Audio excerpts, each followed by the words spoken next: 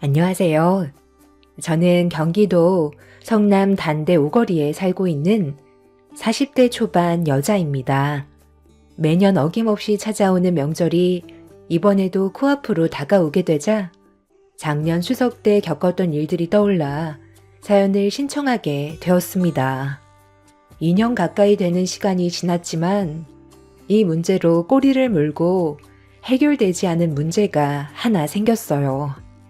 시댁 집안에 문제가 생긴 건 동서가 저를 대하는 잘못된 행동들이 불화를 만들었고 점점 상황이 커지게 되자 참고 있던 시부가 결국 폭발을 하게 되었죠. 지금부터 제가 어떤 일을 겪게 되었는지 여러분들께 이야기를 풀어보도록 할게요. 저는 결혼 10년 차였지만 동서는 결혼한 지 1년밖에 안 된 신혼부부였어요. 저와 5살 차이가 나는데 동서 집안은 상당한 재력을 가지고 있어요. 남들이 말하는 금수저였죠. 반대로 저는 평범한 집안이었지만 그래도 부족함 없이 살아왔었습니다. 시댁 집안 또한 동서처럼 엄청난 부를 소유한 건 아니지만 중산층 정도는 될 것 같습니다. 동서 집안에선 당연히 시동생을 사위로 받아주지 않았어요. 워낙 재력 차이가 심하다 보니 여러 가지로 마음에 들어하지 않았었는데 결혼을 할 수밖에 없었던 결정적인 이유는 동서의 임신이었고 이 문제로 어쩔 수 없이 시동생과의 결혼을 허락받을 수 있었습니다.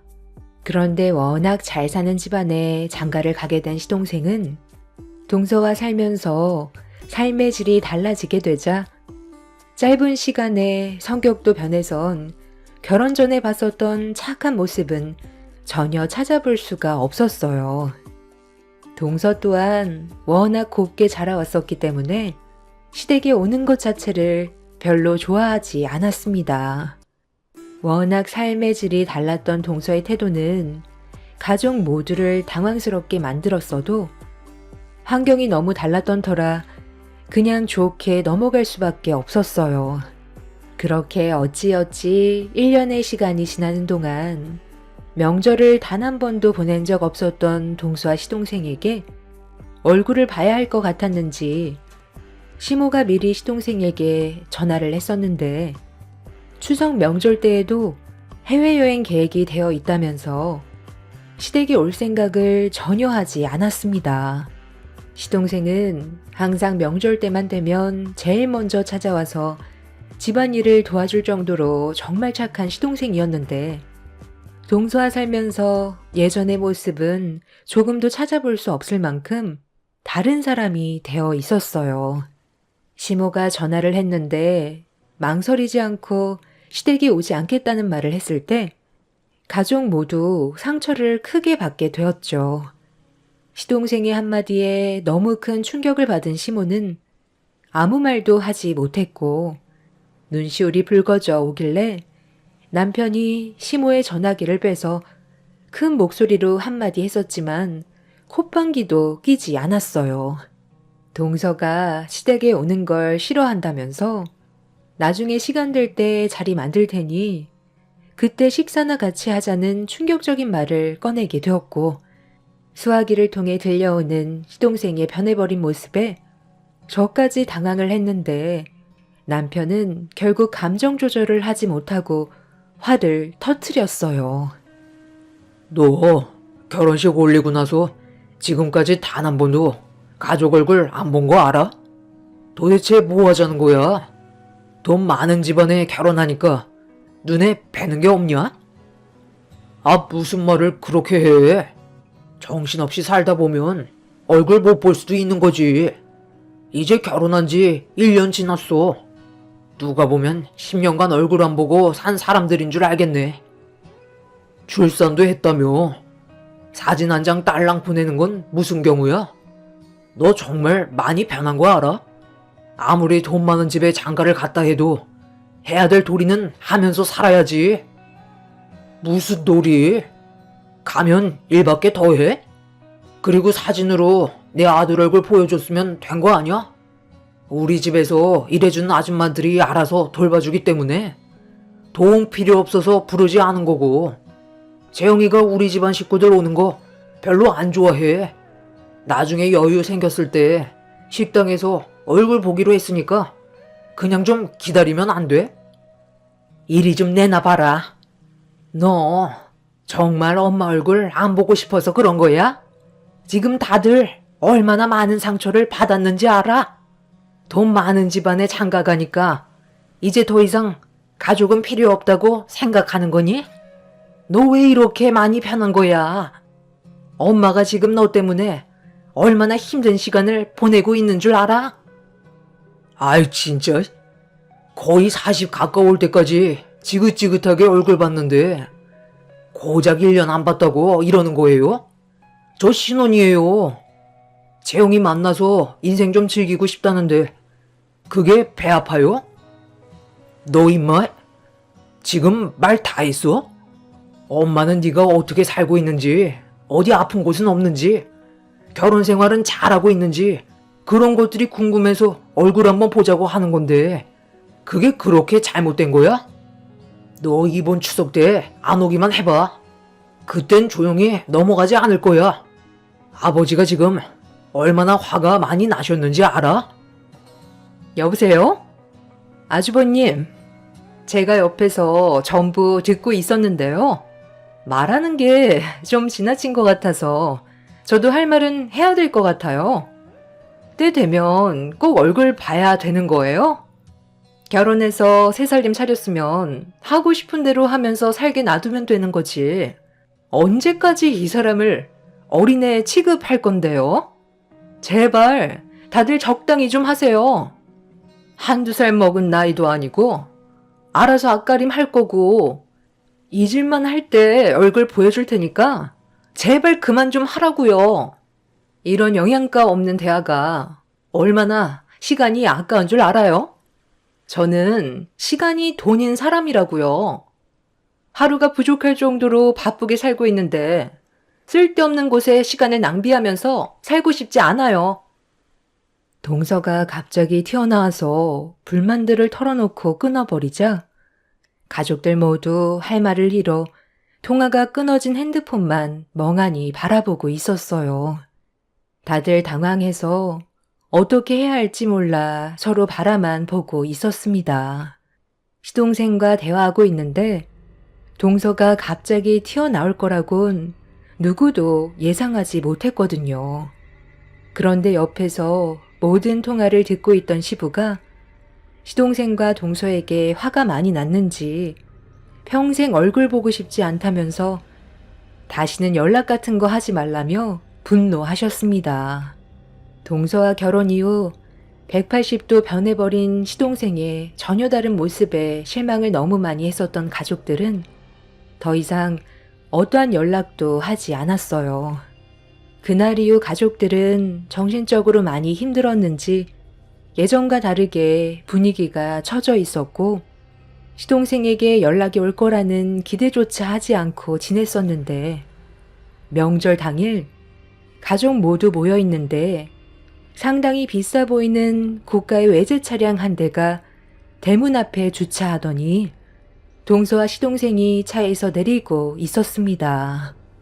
며칠 전까지만 해도 오지 않겠다며 전화통화로 난리를 쳐놓고 아무렇지도 않게 마당으로 걸어오고 있는 시동생 내외를 보고 있는데 반갑거나 좋은 시선으로 바라볼 수는 없었어요. 아휴, 이게 집이야? 툭 치면 무너질 것처럼 낡아 빠진 이런 집에서 어떻게 살았대? 오늘이 마지막인 거 알지? 다시는 여기 올 일 없을 거야. 집안 관리가 전혀 안 되어 있잖아. 이런 곳에 찐득이도 많을 텐데. 나 물리는 건 아니겠지? 당신이랑 결혼하겠다고 인사드렸을 때 식당에서 얼굴 보길 정말 잘했지. 해외여행 일정 하루 미룬 거니까 당신이 하고 싶은 말 확실하게 전달하고 관계 정리해. 집안도 보나봐나 엄청 더러울 것 같은데. 시골집이 다 그렇지 뭐. 몇 시간만 참아. 용건만 간단히 하고 가기로 했잖아. 이렇게 해야 나도 미련 없이 떠날 수 있지 않겠소? 사는 게 왜 이렇게 피곤한지.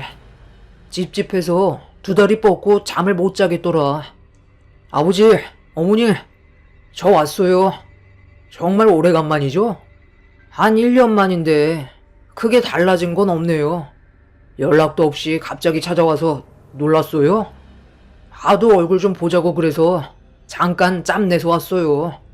얼마 있지 못하니까 용건만 간단히 할게요. 일단 마당에서 대화하는 것보단 들어가는 게 좋겠죠? 가족 모두 할 말을 잃어버려 시동생 내외를 멍하니 바라만 보고 있었는데 동서는 명절 음식을 만들기 위해 준비하고 있는 저희들을 내려다보면서 인사는 하지 않고 시동생을 따라 집 안으로 먼저 들어갔습니다. 시부는 오늘 잘 걸렸다며 가만두지 않겠다고 양팔 소매를 걷어 올리는데 시모는 흥분한 시부를 진정시키면서 일단 무슨 말을 하려는지 드러나 보자고 집으로 서둘러 들어갔어요. 그리고 뒤이어 아무 말 없이 시모의 뒤를 따르자 시부도 화를 억누르며 집으로 들어갔습니다. 시동생 내외가 거실에 앉아 있는데 동서는 집안을 두리번거리면서 불쾌해하는 눈빛으로 시댁에 잠깐 있는 것조차 싫어하고 있었습니다. 이런 집에서 그동안 어떻게 살아온 거야? 나는 지금이라도 당장 뛰쳐나가고 싶은데 당신 나랑 결혼하길 정말 잘했지? 지금은 펜트하우스에서 살고 있잖아. 그러니까 내가 너 만나서 인생 역전했지 뭐. 아, 그렇게 보고만 있지 마시고 일단 앉으세요. 할 얘기가 좀 있거든요. 연락도 없이 찾아와서 많이 놀라셨어요? 갑자기 일정이 좀 바뀌는 바람에 그 시간 어떻게 활용할까 생각하다가 저번에 통화한 것도 생각나고 오늘이 명절이라서 잠깐 할 말이 좀 있어서 갑자기 찾아왔어요. 일단 이것부터 받으세요. 아, 별거 아니에요. 용돈이나 하시라고 좀 챙겨 넣었으니까 그걸로 그동안 못하셨던 거 하세요. 여행도 좀 다니시고요. 이제 농사일 같은 거 그만해도 되잖아요. 지겹지도 않으세요? 아니면 이 낡아빠진 집 처분하고 시내로 들어오시던지 하면 되겠네요. 잘 지내고 있는 얼굴 봤으니까 이제 됐죠? 너 지금 뭐 하자는 거야? 혼자 멋대로 찾아와서 돈 봉투 올려놓으면 끝인 거야? 도대체 1년 동안 뭘 어떻게 살아왔길래 이렇게까지 변한 거야? 원래 사람은 환경에 맞게 변화되게끔 만들어진 거 아니에요? 저에게 주어진 삶에 최선을 다하며 사는 건데 그게 뭐가 문제라는 거예요? 저번에도 똑같은 말씀 하시던데 저 예전에 제가 아니에요. 지금 걸치고 있는 것만 봐도 모르겠어요? 완전히 다른 사람으로 살아가고 있다고요. 그리고 결혼을 했으면 현재의 가정에 충실하면 되는 거지. 하루가 모자랄 정도로 시간이 부족한데 꼭 얼굴 봐야 돼요? 서로 잘 살고 있는 것만 확인하면 되는 거지. 이 먼 시골 깡촌까지 들어와야 하냐고요. 전화 통화하는 것조차 저에게는 아까운 시간이기 때문에 그렇게 낭비하고 싶지 않았을 뿐이에요. 저희 신혼이에요. 한창 즐겁게 보낼 시간에 전화해서 언제 얼굴 볼 수 있냐고 계속 보채시면 제 기분이 어떻겠어요? 당연히 좋은 말이 나올 수가 없겠죠. 아마 오늘이 마지막일 거예요. 다시는 이 집구석에 오지 않을 테니까 보고 싶었던 얼굴 보여드렸으니 실컷 보세요. 온 김에 그래도 엄마가 해준 명절 음식 한 숟갈은 뜨고 가야 하지 않겠어요? 용돈으로 2억 넣어드렸는데 그 정도는 해줄 수 있잖아요. 그래도 엄마 음식 솜씨 하나는 비싼 레스토랑에서 먹는 음식 따라갈 수는 없더라고요. 형수님, 저희 엄마 음식 만드는 거 좀 잘 도와주세요. 뭐야? 그건 계획에 없었던 일이잖아. 여기에서 지금 밥을 먹겠다고? 내가 이런 분위기 속에서 음식이 입으로 넘어가겠어? 볼일 끝났으면 그만 일어나면 안 되는 거야? 그래, 볼일 끝났으면 이제 그만 일어나라. 나도 더 이상 너희들 얼굴 보고 싶지 않다. 그리고 이 돈 도로 가져가라. 우리 집안이 거지 집안도 아니고 이딴 돈 구걸하려고 전화한 줄 알아? 내 눈앞에서 썩 꺼져라. 앞으로 네가 어떻게 살던 절대 신경 안 쓸 테니까 두 번 다시 연락하지 말거라. 시모가 자리에서 일어나자 시부는 거실 테이블에 올려져 있던 돈 봉투를 주워들어 시동생의 얼굴에 던져버렸어요. 시동생은 어이가 없다는 표정을 지어 보이면서 시부를 노려보고 있었습니다.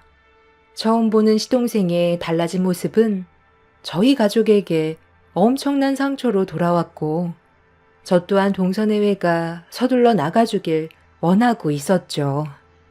그런데 방으로 들어가려던 시모가 몸을 돌리더니 여기까지 왔는데 그냥 돌려보내는 건 예의가 아니라면서 동서보고 자리에서 일어나라고 하더니 목소리를 높여 주방으로 불렀습니다. 동서는 귀찮다는 얼굴로 툴툴거리면서 자리에서 일어나 주방으로 향하길래 혹시라도 무슨 일이 생기게 될까봐 저도 주방으로 따라 들어갔어요. 네가 우리 집안의 며느리로 들어왔다면 기본적으로 해야 될 도리는 하는 게 맞는 거다. 며느리가 됐으면 당연히 명절 음식 정도는 해봐야 되지 않겠어? 네? 저보고 지금 이 좁아터진 주방에서 전을 부치라고요? 지금까지 살면서 제 손으로 음식 만들어 본 적 단 한 번도 없는데요? 저 그냥 집으로 돌아갈게요. 어딜 돌아가? 돌아오는 건 마음대로 들어왔겠지만 나가는 건 내 허락 없이 절대 안 된다. 머리채 뜯기고 싶지 않으면 시키는 대로 해라. 알겠니? 시모는 동서에게 앞치마를 던지더니 뒤집개를 강제로 손에 쥐어줬어요. 그리곤 저에게 전 부치는 방법 좀 알려주라면서 주방에서 나가셨는데 혈압이 많이 오르셨는지 휘청거리시며 방으로 들어가셨습니다. 동서는 화가 잔뜩 올라온 얼굴로 흥분을 가라앉히지 못했고 시동생이 뭐 하는 거냐고 소리를 지르자 남편과 시부가 더 큰 목소리로 시동생에게 화를 냈어요. 분위기가 점점 심각해지고 있는데도 동서는 눈치 없이 상황 파악을 전혀 하지 못하고 시선이 거실로 향한 저에게 발로 제 다리를 툭툭 치더니 갑자기 어이없는 말을 꺼냈고 그 말을 듣게 된 저는 할 말을 잃어버려 동서를 멍하니 바라만 보고 있었습니다. 형님, 내가 왜 이런 대우를 왜 도대체 받아야 되는 거예요? 용돈으로 2억이나 지어줬으면 떠받들어야 되는 게 당연한 거잖아요. 나보고 지금 전을 부치라는 게 말이 돼요? 그 애한테 듣기론 형님 월세 산다면서요? 한 달에 60만 원씩 매달 나간다고 들었는데 나 대신 전 붙여주면 지금 이 자리에서 월세 60만 원 바로 싸드릴게. 그러니 형님이 나 대신 전 좀 붙여요. 맨날 하던 짓일 텐데 괜찮은 조건 아닌가? 그냥 시원하게 100만 원으로 맞춰줄 테니 명절 한상 제대로 좀 차려봐요. 이왕 온 김에 나도 그이가 먹고 싶다던 명절 음식 얼마나 맛있는지 젓가락 좀 올려보게요. 그럼 그렇게 알고 나는 잠깐 차에 좀 들어가 있어도 되는 거죠? 집이 하나도 관리가 안 되어 있어서 당장이라도 무너질 것 같아 너무 무섭거든요. 그럼 부탁 좀 할 테니까 서둘러 준비해 주세요. 우리가 시간이 많지 않아서요. 듣자 하니까 아주 개념 없는 며느리가 우리 집안으로 들어왔구먼. 처음에는 상당히 격식 있어 보이고 배운 사람 같아서 내 아들과 결혼을 허락했는데 완전 밑바닥부터 다시 배워야 될 정도로 인성교육이 빵점이네. 너는 도대체 저런 골빈 여자가 뭐가 좋다고 쫓아다녀서 결혼까지 한 거야? 배울 점이라곤 하나도 없는데 돈 좀 있는 집안에 혹해서 인생을 망치냐? 너희들이 얼마나 오래 갈 것 같은데? 돈 많은 집안들일수록 사람 알길 우습게 한다는데 너라고 다를 것 같아? 네가 우리 집안에 며느리로 들어왔으면 당연히 해야 될 일인데 그걸 지금 누구한테 시키는 거야? 얘가 누군지 알고 건방지게 니년이 우리 큰며느리한테 전을 붙이라고 명령을 해? 너는 절대 할 수 없는 일을 우리 큰며느리는 내 큰아들을 위해 한 채의 망설임도 없이 간을 떼고 줬다고. 돈이 중요한 게 아니라 사람의 마음이 중요한 거야. 돈이면 단 줄 알아? 니년이 전부 다 해라. 오늘 주방에 있는 음식 다 만들지 못하면 집 밖으로 절대 나가지 못하니까 그런 줄 알아? 남편과 10년의 결혼 생활을 하는 동안 시부가 이성을 잃을 만큼 분노하는 모습은 처음 봤어요. 5년 전쯤에 남편이 간경화로 상당히 힘든 시기를 보낸 적이 있었는데 그때 제가 신체 일부분을 떼어 남편에게 준 적이 있었어요. 그런 선택을 하지 않았다면 남편은 아마 더 힘든 상황이 되었을 테고 제 곁을 떠났을지도 모르죠. 시부모님은 이런 제 결정에 고마워했었고 대단하게 생각하셨어요. 어찌 보면 피 한 방울 섞이지 않은 남인데 부부의 연을 맺었다는 이유 하나로 남편한테 간을 내어준다는 게 쉬운 건 아니잖아요. 수술 이후 저 또한 예전보다는 건강이 많이 약해져서 무리하지 않는 선에서 시모를 도와 집안일을 했었는데 동서가 도와달라는 것도 아니고 돈을 줄 테니 주방일을 저 혼자서 다 하라는 말에 시부는 화가 머리끝까지 올라와 버려 분노를 가라앉히지 못하셨어요. 동서는 시부의 기에 눌려 어쩔 줄 몰라 하고 있었고 시동생은 동서한테 뭐라고 한마디 했다고 시부에게 온갖 막말을 퍼부었습니다. 결국 남편이 시동생의 얼굴에 주먹을 날렸고 시동생 또한 남편을 향해 주먹을 올렸습니다. 순식간에 아수라장이 되어버리자 방에 들어가 있던 시모는 시동생 내외한테 소리치며 다시는 어떠한 연락도 하지 말라고 밖으로 쫓아내 버렸어요. 시동생은 자신을 밖으로 밀고 있던 시모를 옆으로 강하게 밀치더니 거실 테이블에 올려져 있던 돈봉투를 다시 주워들더니 더러운 집구석 다시는 오고 싶지 않다면서 바닥에 침을 뱉은 뒤 동서를 데리고 집 밖으로 나가 버렸습니다. 시동생에게 밀쳐져 옆으로 넘어진 시모는 오열을 했고 순식간에 벌어진 상황들에 정신적인 충격이 상당했는지 시부와 남편도 그 자리에 주저앉아 넋이 나간 얼굴을 하고 있었어요. 그렇게 한바탕 난리가 난 이후 시동생 내외에게는 일절 연락 한 통이 없었어요.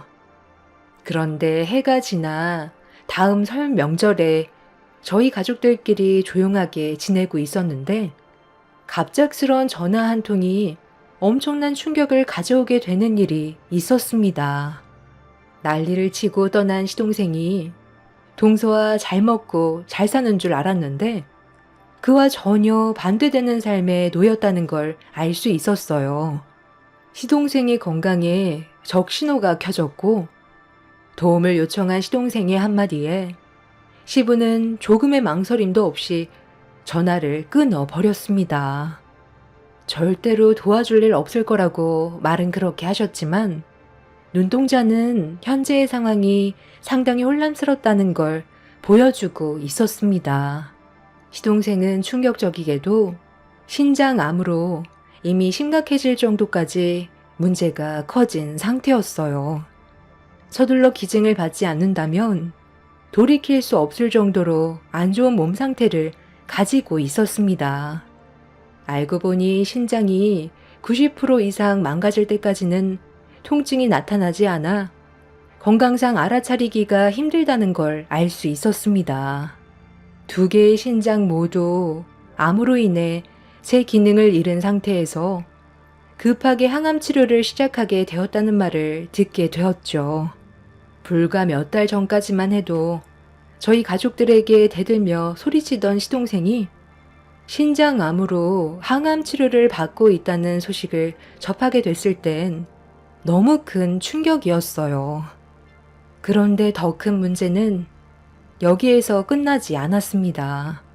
시동생이 병에 걸리게 되자 동서 집안에서는 사기 결혼이라고 시동생에게 이혼 소송을 진행했어요. 결혼한 지 얼마 되지 않아 벌어진 일이기 때문에 동서 집안에서도 난리가 난 상태였습니다. 이혼을 무르기 위해선 서둘러 신장을 이식받는 방법밖에는 없는데 동서의 집안에서는 금전적인 도움을 일절 주고 싶지 않다면서 등을 돌려버렸고 이 문제로 인해 시동생이 시부에게 도와달라고 전화를 했던 거였습니다.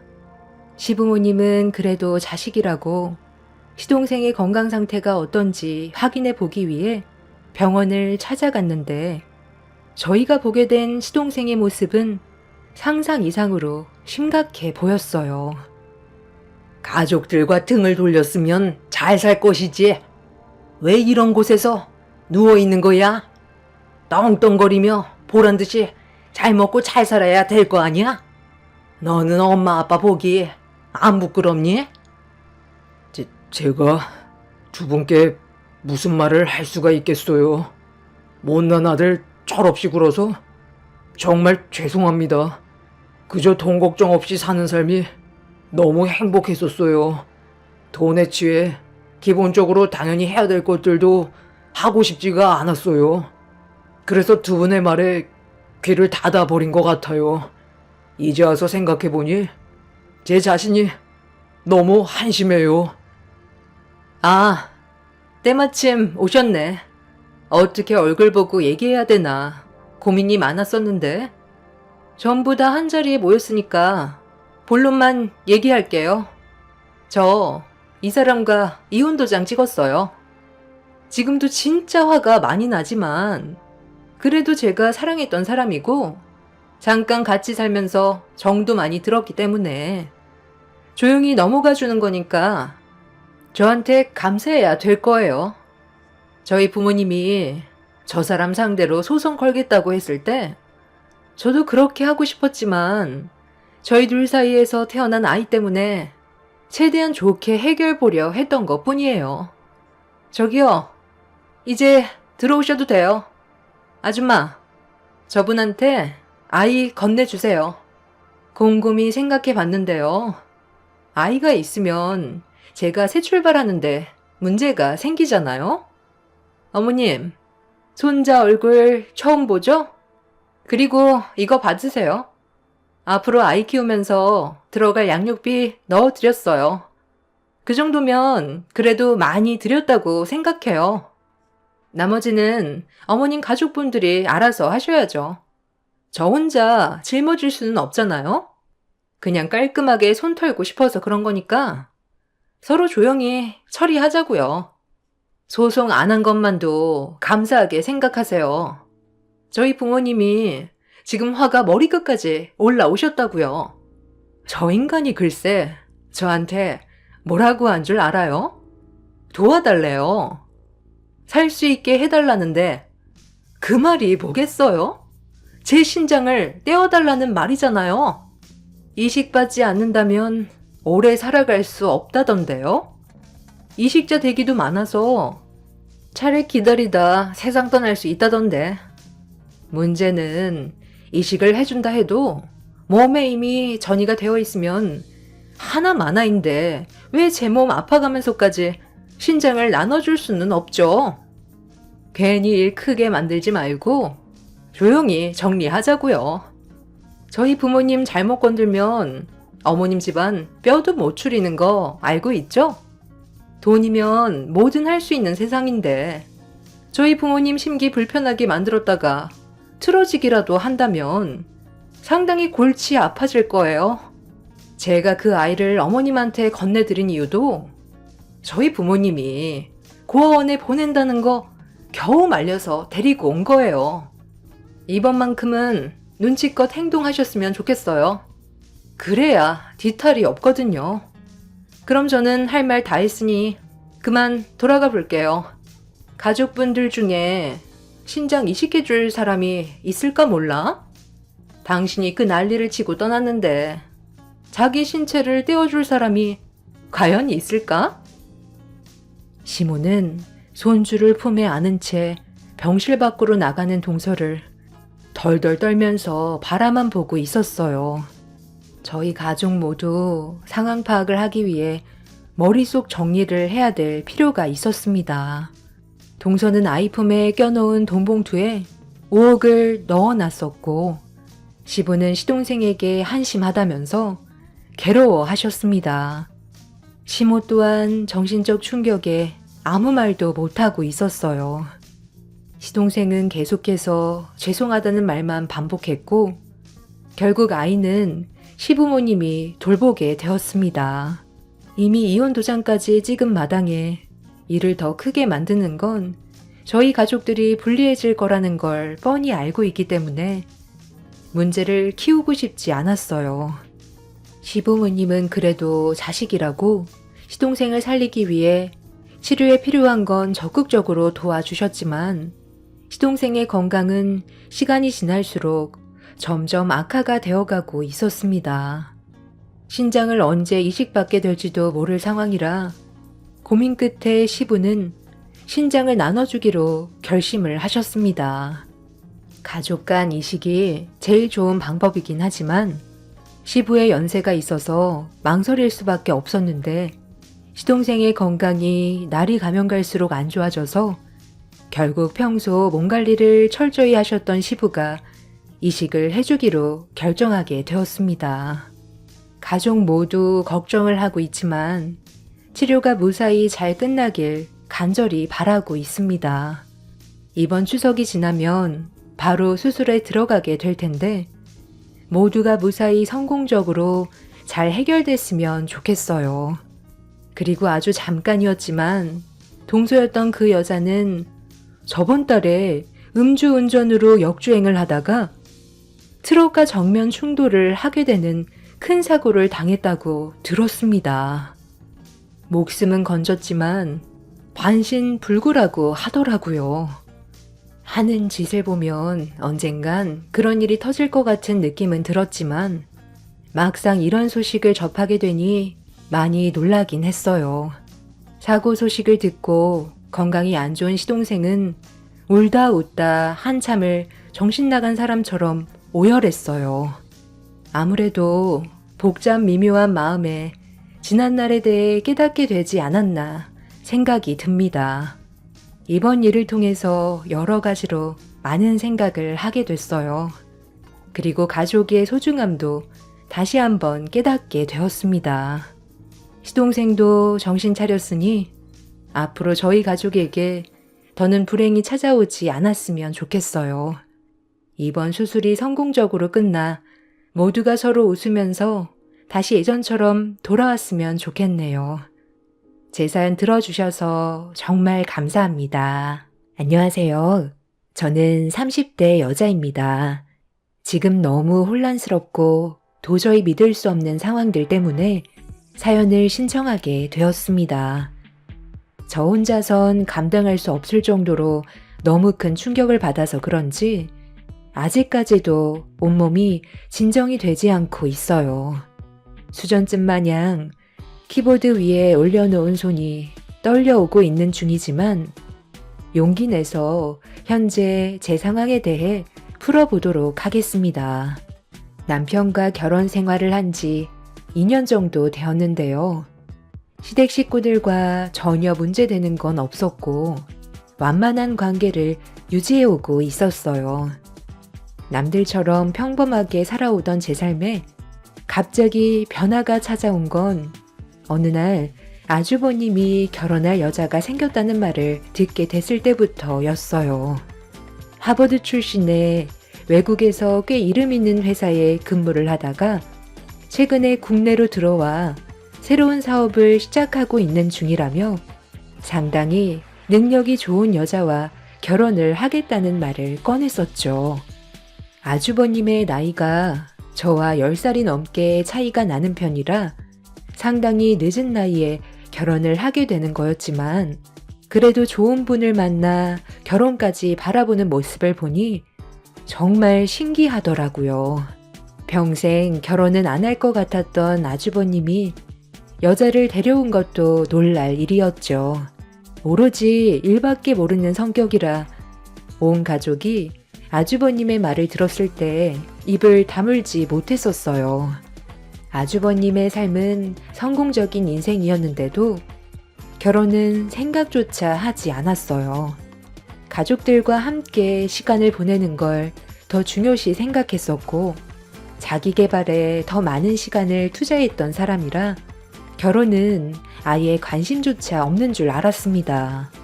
그런데 갑자기 시부모님 앞에서 결혼하고 싶은 여자가 있다고 하니 얼마나 놀랍고 기분이 좋았겠어요.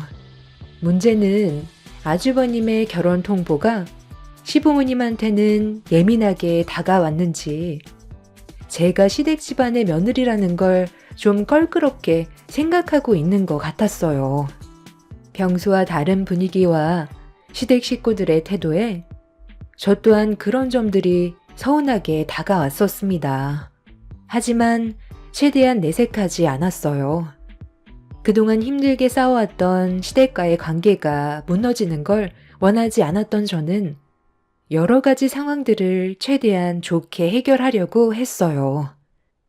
이번 주 주말에 내 큰아들과 진지하게 결혼을 생각한 여자가 인사 올 예정인데 아무래도 네가 그 자리는 좀 피해주는 게 좋겠다. 우리 집안의 며느리가 될 사람이 하버드 출신이라는데 너는 중졸밖에 안 나왔으니 그걸 안 좋은 시선으로 볼 수도 있을 거 아니야. 사람마다 생각하는 게 달라서 그런 것들을 흠으로 생각할지도 모른다. 너 하나 때문에 우리 큰아들 결혼하는데 걸림돌이 되는 걸 원하지 않아서 최대한 조심하려는 거니. 시애미 말에 불만을 안 가졌으면 좋겠구나. 서로 얼굴 붉히는 것보단 이해해주면 좋잖니. 내 말에 섭섭한 건 아니지? 차후에 어느 정도 준비가 됐을 때 너도 인사시킬 테니까 일단 그렇게 알아둬라. 저도 같은 생각이에요. 아무래도 재수 씨가 그 사람과 동서지간이 될 거라 얼굴을 제일 많이 마주할 텐데 대화하던 도중 중졸이라는 얘기가 나온다면 대화 자체를 섞고 싶어 하겠어요. 그냥 중졸이라는 것도 숨기는 게 좋겠어요. 그런 거 괜히 알려봤자 좋을 거 하나 없잖아요.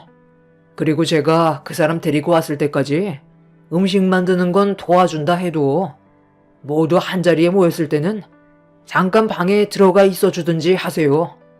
그 사람이 남들 보는 시선 같은 걸 상당히 예민하게 생각하고 있어서 재수 씨가 가족도 없고 그동안 홀로 살아왔다는 걸 알게 된다면 저와의 결혼에 대해 다시 생각해 볼 수도 있을 거예요.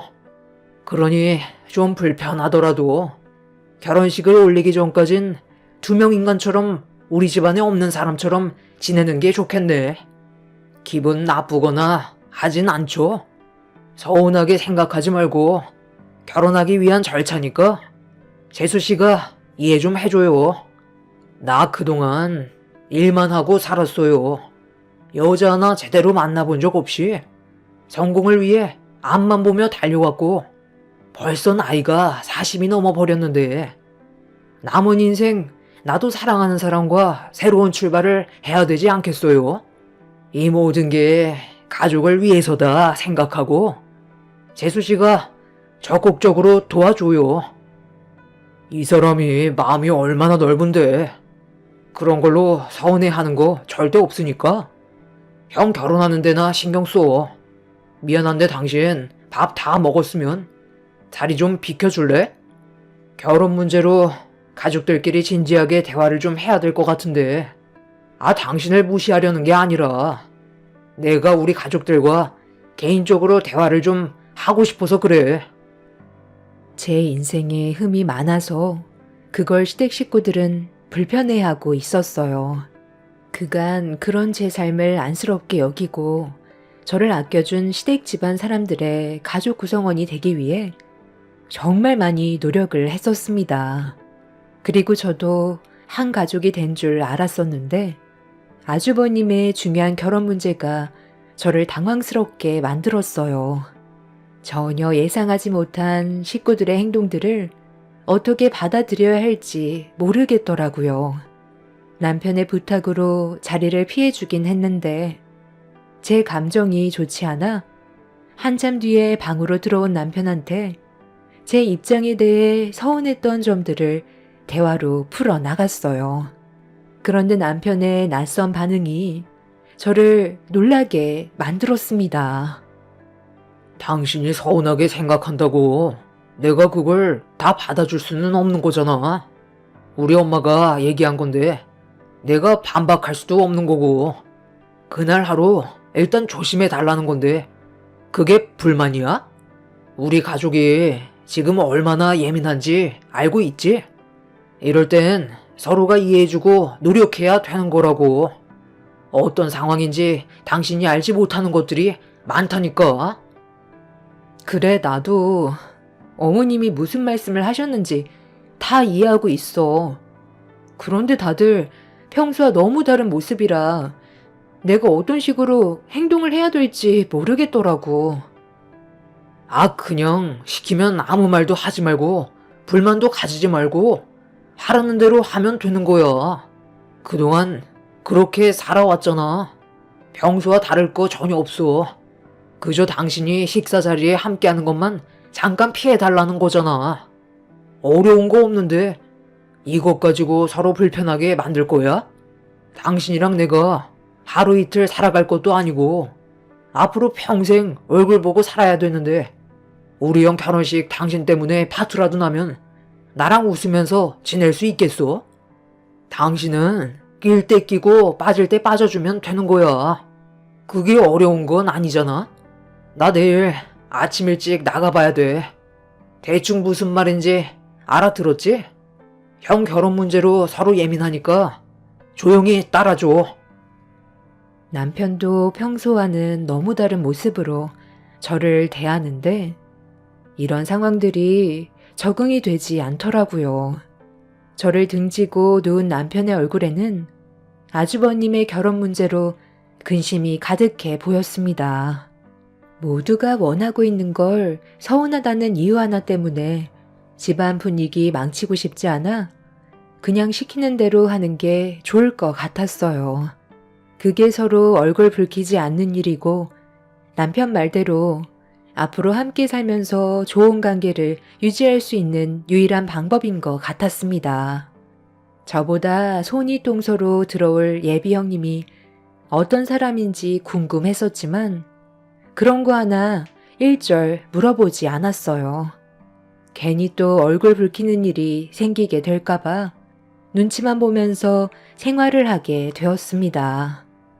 한 지붕 아래 가족 모두가 함께 사는 건 여간 어려운 게 아니었지만 시무와 남편이 원해서 시댁에 사는 걸 결정했었는데 처음으로 그 결정에 대해 후회하는 일이 있었어요. 어머님, 지금 뭐 하시는 거예요? 다락방에서 뭐 찾는 거라도 있으세요? 제가 좀 도와드릴까요? 내일 아주버님과 결혼할 여자분 인사 온다고 음식 준비하신다면서요.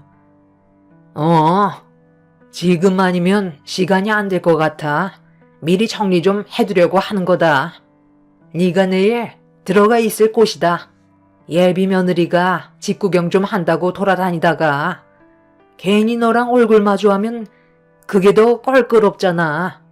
그러니까 내일 식사 준비 끝나면 여기에 들어가 있으면 될 거다. 이 정도 공간이면 잠깐 동안 충분히 지낼 수 있잖아. 네? 내일 이 좁은 다락방에 들어가 있으라고요? 어머님, 이건 좀 너무한 거 아니에요? 차라리 밖에 있다가 연락 주시면 그때 들어오든지 할게요. 이건 정말 아닌 것 같아요. 제가 어머님 집안에 며느리로 생활하는 게 그렇게 마음에 안 들고 창피하세요? 저 이 집 식구 된 지 2년이 넘었어요. 그동안 저를 아껴주시고 진심으로 대해주시는 것 같아 너무 행복했었기 때문에 어머님이 자리를 피해달라고 하셨을 때 이해하고 넘어가려 했었다고요. 그런데 이건 도저히 받아들이지 못하겠어요. 허리 펴기 힘든 이 좁은 다락방에 제가 왜 들어가 있어야 하는지도 모르겠고 어머님이 무슨 생각으로 저를 이곳에 두려고 하는지 이해가 안 돼요. 내일 아주버님이 결혼할 분을 데려오기 전에 일찍 나갈 테니 그만 정리하세요. 솔직히 저 지금 너무 서운하고 상처받았어요. 그래서 여기에 안 들어가겠다고? 너 지금 희애미 말 무시하는 거니? 다 생각이 있으니까 이러는 거지. 쓸데없이 이곳을 정리하겠어? 네가 나가 있으면 내가 필요할 때 바로 부를 수가 없잖아. 최대한 내 근처에 있어야 내일 도움이 필요할 때 다락방에 있는 너한테 도움을 요청할 수 있을 거 아니야? 그렇게 생각이 없니? 며칠 전에 내가 분명 얘기했을 텐데 쓸데없는 생각하지 말고 시키는 것만 잘하면 된다고 말했던 거 기억 안 나? 나도 이러고 싶지 않지만 상황이 어떻게 될지 모르잖아. 그래도 이건 아닌 것 같아요.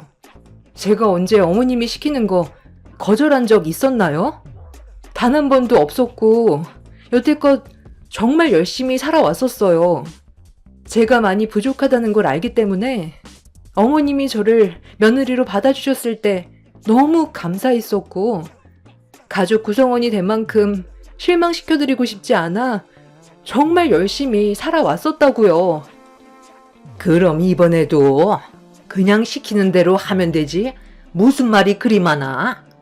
서로 웃고 지내면서 만든 추억은 금방 잊혀지지만 서로의 마음에 상처가 남겨진 건 평생 간다고 그랬다. 이 문제로 너와 내가 상처받아서 평생 얼굴 붉히면서 살았으면 좋겠니? 그런 걸 원하지 않는다면 내일 하루 딱 눈 감고 시애미가 시키는 대로 해라. 시모는 화가 많이 났는지 저에게 처음으로 목소리를 높이면서 강요를 했어요. 그날 너무 마음이 안 좋았고 당장이라도 집 밖으로 뛰쳐나가고 싶었지만 제 행동으로 인해 모든 걸 그르칠 수도 있다는 생각 때문에 아무것도 하지 못하고 다락방 안을 정리하고 있는 시모를 멍하니 바라볼 수밖에 없었습니다. 이 문제로 퇴근하고 집에 들어온 남편과 진지하게 대화를 이어나갔는데 남편 역시 시모가 시키는 대로 하면 아무 일도 일어나지 않는다고 다락방 안에도 힘들게 청소했으니 그날 하루 눈 딱 감고 시모의 말을 따르길 원하고 있었습니다. 누구 하나 제 편이 없었어요. 저를 친딸처럼 생각해 주신 시부에게 도움을 요청하려 했는데 시부는 저와 단둘이 있는 자리를 만들고 싶지 않았는지 계속 피해 다니고만 있었습니다. 시댁 식구들이 저를 따돌리는 것 같아 기분이 정말 안 좋아지자 그날 잠 한숨 못 자게 되었고 다음날까지 좋지 않은 감정이 유지가 된 상태에서 아침 일찍 일어난 시모의 옆에서 일손을 도왔습니다. 묵묵히 상차림을 준비하고 있던 시모는 평소와 다른 모습으로 한마디 말도 없이 음식을 만드는데 열중하셨어요. 그렇게 음식이 준비가 거의 다 끝나가고 있는데 아주버님한테 연락이 왔고 거의 다 도착했다는 말에 가족들은 정신없이 분주하게 움직이고 있었습니다. 저는 그 모습을 멍하니 바라만 보고 있었고 뒤이어 초인종 소리가 집안에 울려 퍼지자 시몬은 갑자기 제 손목을 콱 움켜쥐더니 다락방으로 끌고 갔습니다. 제가 들어가지 않으려 하자 남편이 뛰어오면서 시모를 도와 저를 다락방 안으로 밀어 넣었어요. 시모는 예비 손윗동서가 될 형님이 갈 때까지 찍소리 하지 말고 있으라며 연락 줄 때까지 다락방에서 나오지 못하게 했어요. 그리고 뒤이어 아주버님과 함께 온 여성분의 목소리가 집안에 울려 퍼졌고 시모와 남편은 급하게 거실로 내려가 인사를 주고받으면서 주방으로 걸어가는 소리가 들렸습니다. 처음 겪어보는 상황이라 어떻게 해야 될지 모르겠더군요. 제가 왜 이런 대우를 받아야 하는지 이해할 수가 없어 다락방에 있는 저 또한 점점 화가 치밀었고 다락방 안이 너무 좁아 답답하게 느껴지자 숨이 턱턱 막혀와 다락방 문을 조심스럽게 열었습니다. 어느 정도 공기가 순환이 되자 그제서야 제 기분이 좀 가라앉을 수 있었는데 주방에서 서로 웃으면서 주고받는 대화 소리가 들렸어요. 그런데 갑자기 웃고 떠들던 대화 소리가 끊기더니 한참 동안 침묵이 흘렀고 좀 전까지 좋았던 분위기와는 전혀 다른 방향으로 흘러가기 시작했어요. 그리고 남편은 예비 형님한테 당장 경찰서에 신고하겠다며 목소리를 높였습니다. 분위기가 심각하게 흘러가는 것 같아 무슨 상황인지 파악을 하기 위해 다락방에서 나온 저는 위에서 주방 쪽을 바라보고 있는데 시댁 식구들과 예비 형님의 대화 내용에 경악을 했고 왜 이런 상황을 만들었는지 그제서야 이해할 수가 있었어요. 지금 이게 뭐 하는 짓이야? 이 사진을 나한테 보여주는 이유가 뭔데? 다시 한번 말하지만 나는 사진 속 여자를 처음 봤고 전혀 모르는 사실이라고. 지금 그쪽이 거짓말할 상황이 아니라는 거 더 잘 알 텐데. 사태 파악을 못하는 것 같은데. 내 전화 한 통이면 그쪽 인생 나락으로 떨어진다는 거 몰라? 그래, 사실대로 말하는 게 좋을 거다. 너 내 큰아들과 결혼해서 뭔 짓을 꾸미려고 한 거지? 내 아들이 그동안 힘들게 쌓아온 노력을 네가 전부 다 빼앗으려 했었다며? 네? 제가요? 중원 씨, 그동안 나를 그렇게 보고 있었던 거야? 내가 지금까지 당신한테 보여줬던 마음은 아무것도 아니었어? 어떻게 나를 그런 사람으로 취급해? 내가 이미 전부 뒷조사 해봤어. 너무 딱 맞아 떨어지는 게 겹치는 부분이 많아서 이상하게 생각했었는데 아닐 거라고 믿고 싶었거든. 그런데 우리가 1박 2일로 놀러 갔을 때 내가 술에 취해 누워있는데 너는 내가 깊은 잠에 빠져있는 줄 알고 누군가와 통화를 했었지? 이게 지금 네가 거짓말을 하고 있다는 증거야. 여보세요? 아, 그래. 지금 술 퍼먹어서 누가 잡아가도 모를 정도로 뻗어 있으니까 걱정 안 해도 돼. 앞으로 내가 하는 얘기 잘 들어. 그래야 많은 돈을 거머쥘 수가 있다고. 도대체 뭐가 그렇게 불안한 건데? 그럼 이대로 굶어 죽을 거야? 우리가 한 번도 아니고 이번이 두 번째인데 두려울 게 뭐가 있어? 그때처럼 사고사로 처리되게끔 준비하면 되는 거야. 문제될 거 전혀 없으니까 당신은 내가 시키는 대로만 따라와 주면 돼. 이번 일 끝나면 또 해외에서 한동안 지내면 되는 거라고. 나 덕분에 당신이 그동안 편하게 살아왔다는 거 잊지 마. 돈 떨어졌으니까 해야 되는 건 당연한 거야. 이 집안 사람들 내가 하버드 출신이라고 얘기하니까 아주 설설 기더라. 결혼은 어렵지 않게 할 수 있을 것 같으니까 당신은 돈 주고 산 가짜 부모들 입단속이나 잘해. 당신은 우리 집안 오빠가 되는 거야. 알겠어? 14년 전에도 해봤잖아. 그럼 밖에서 막노동하면서 살아갈 수 있어? 우리 인생은 이렇게 살아야 되는 거라고. 돈 떨어졌으면 당연히 해야 되는 일이니까 양심 같은 건 갖다 버려. 돈 쓸 때는 좋아했으면서 막상 또 일을 시작하려니까 두렵니? 14년 전에도 너 때문에 경찰에 붙잡힐 뻔했던 거 알지?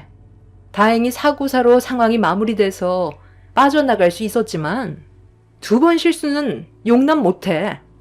중학생밖에 안 됐던 그 아이가 불쌍하다고 데려가겠다는 말을 했을 때 내가 얼마나 놀랐는지 알아?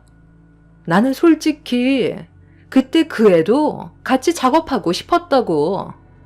요즘은 그때랑 달라. 조금이라도 망설였다간 우리 둘의 인생이 끝날 수도 있는 거야. 다시 한번 말하지만 마음 단단히 잡아. 아주버님과 결혼을 하겠다던 여자가 정체 모를 남자와 통화한 내용을 재생시켰는데 온몸에 소름이 돋았어요. 아주버님의 재력이 탐나서 돈을 갈취하기 위해 계획적으로 접근한 것도 충격인데 더 큰 문제는 14년 전에 있었던 일들에 대해 그 여자가 꺼냈던 말들이 제가 겪었던 14년 전의 일과 너무 똑같아 소름이 돋았습니다. 저는 여자의 얼굴을 확인하기 위해 다락방에서 내려와 천천히 계단으로 걸어 내려가고 있는데 아주버님이 하는 말에 그 자리에서 주저앉아 버렸습니다. 내가 왜 너를 이 집에 끌어들였는지 알아? 내 목숨을 앗아가려고 계획을 했다는 걸 용서하고 싶지 않아. 법적 처벌을 위해 데려온 것도 있지만 그것보다 더 중요한 일이 있거든. 14년 전에 네가 한 짓들이 우리 집안의 가족이 된 재수 씨가 겪었던 과거와 너무 똑같았거든. 그래서 확인해 보려고 너를 끌어들인 거야. 이 사진 속에 있는 아이 누군지 알지? 옆에 있는 사람이 그때 당시 너랑 결혼한 사람이었고, 그리고 옆에 있는 사람은 너잖아. 여기 사진 속 가운데 있는 아이가 지금은 우리와 한 식구가 된 재수 씨거든. 왜? 사진을 보니까 많이 놀랐어? 네가 저지른 잘못된 행동을 재수 씨는 전혀 알지 못하고 있던데? 14년 전 일이라 경찰들이 단순 사고사라고 해서 그렇게 넘어갔었겠지. 그런데 네가 그 집안의 재산을 전부 다 가지고 해외로 날라 버렸다면서? 이제 좀 솔직해지는 게 어때? 그럼 지금 이 집에서 나를 지켜보고 있다는 말이네? 내가 누군지 확실하게 알기 위해서 몰래 숨겨놓고 있다는 말이잖아? 너희들 뭔가 착각하고 있는 것 같은데 14년 전에 있었던 일들은 과거의 경찰들도 사고사로 인정한 부분이야. 벌써 한참 지난 일이라 지금 와서 그때의 일을 뒤집을 수는 없는 거라고. 나 지금 상당히 불쾌하거든? 사람을 이런 식으로 모함해? 그럼 직접 들어보면 되겠네. 애기씨, 지금 보고 있는 거 다 아니까 그만 나와요. 나 알죠? 무서워서 못 나오고 있는 거예요? 당장 나와서 네가 해명을 해야 내 억울함이 풀릴 거 아냐. 이 넓은 세상에서 왜 하필 네가 이곳에 있는 건데? 애기씨, 좋은 말 할 때 지금 당장 내 앞에 나오는 게 좋을 거예요. 예비 손이 동서였던 그 사람은 목이 터져라 저를 찾기 시작하는데 온몸이 굳어 그 자리에서 꼼짝도 하지 못하고 있었어요. 그리고 저와 눈이 마주친 그 여자는 14년 전에 저희 오빠와 결혼을 했었던 과거의 새언니였습니다. 그때 당시 저에게는 안 좋은 기억이 있었어요. 그리고 제 과거의 일들을 시댁 식구들 또한 전부 다 알고 있었습니다. 아주 어렸을 적 제가 태어난 지 얼마 안 됐을 때 엄마가 잠깐 한눈판 사이 제가 타고 있던 유모차가 움직여서 교통사고가 날 뻔했던 걸 막으려다가 엄마가 사고로 세상을 떠난 적이 있었어요. 그래서 아빠와 오빠가 저를 키워줬었고, 제가 중학생이 되었을 때 오빠는 사랑하는 여자를 만나 일찍 결혼해 자리를 잡았었죠. 그런데 아빠도 갑작스러운 암으로 세상을 떠나게 되면서 아빠의 회사를 같이 운영하던 오빠와 새언니 곁에서 살아갈 수밖에 없었습니다. 저는 늦둥이라 오빠와 12살이 넘게 차이가 났었어요. 그때 당시 새언니는 저를 친동생처럼 아껴주었고 서로 의지하면서 열심히 살아왔었죠. 그런데 어느 날 갑자기 오빠가 교통사고로 세상을 떠나게 되었고 중학교 졸업을 앞둔 저는 가족 모두를 잃어 새언니의 품에서 살아갈 수밖에 없었습니다. 그리고 여기에서 문제가 시작되었습니다.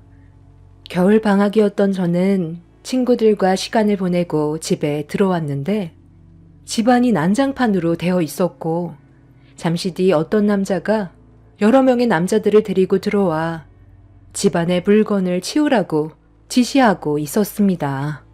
제가 뭐 하는 거냐고 소리치자 저를 이상하게 쳐다보던 남자는 저희 부모님과 오빠와 오랜 세월 함께 살아왔던 그 집을 새언니가 처분했다는 말을 듣게 되었고 그때 당시 너무 어렸던 저는 이 상황을 어떻게 해야 될지 몰라 아빠와 오랜 시간 함께 일했었던 회사 아저씨한테 도움을 요청하려고 회사를 찾아갔는데 눈앞에 펼쳐진 광경은 저에게 엄청난 충격을 안겨주었습니다.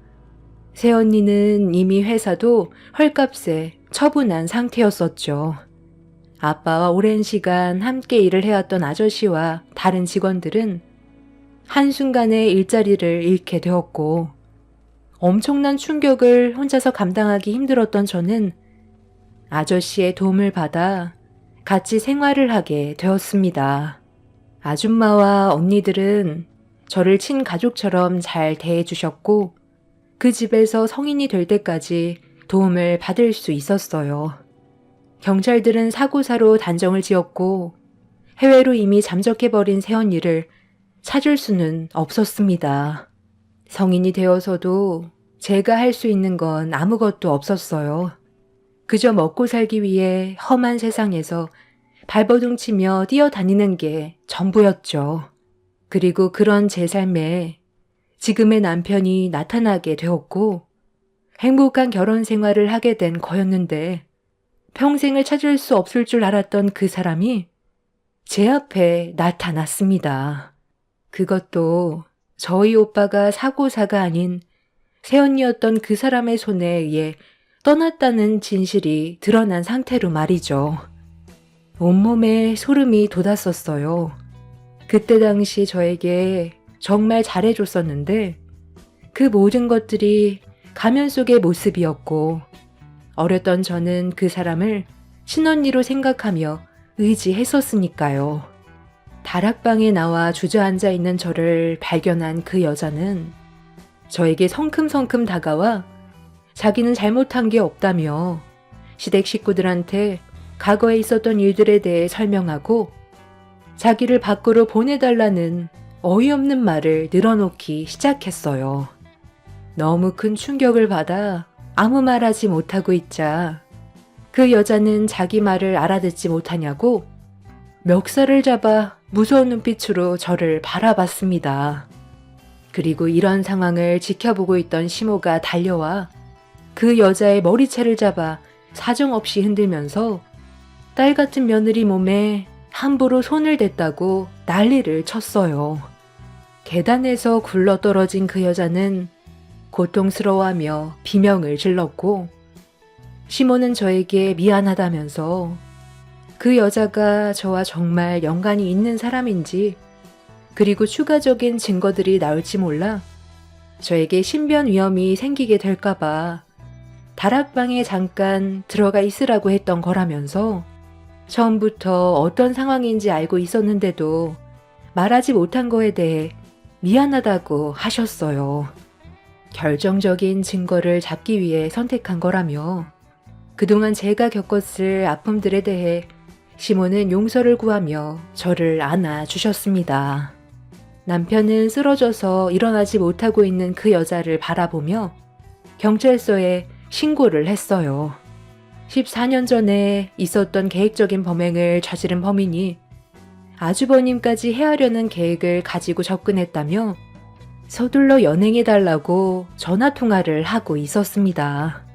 제가 과거에 겪었던 아픔들을 시댁 식구들한테 말하지 않고 속으로 숨기고만 있었다면 제 눈앞에 쓰러져 있던 그 여자한테 오히려 역으로 당했을 수도 있었던 상황이었어요.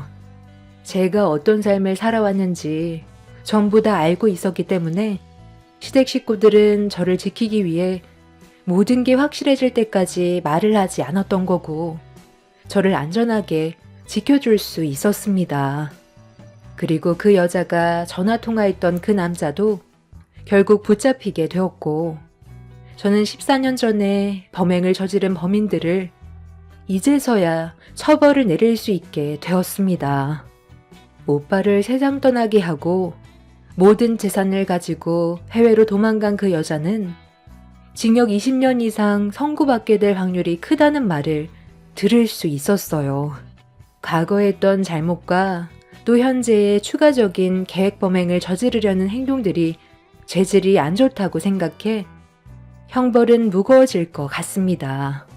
전혀 알지 못했던 일이 밝혀져 지금 현재 너무 큰 충격을 받아 온몸이 떨려오고 있지만 그래도 오빠가 억울하게 당한 그때의 일들을 이제야 풀 수 있게 돼서 제 마음도 한결 편해졌습니다.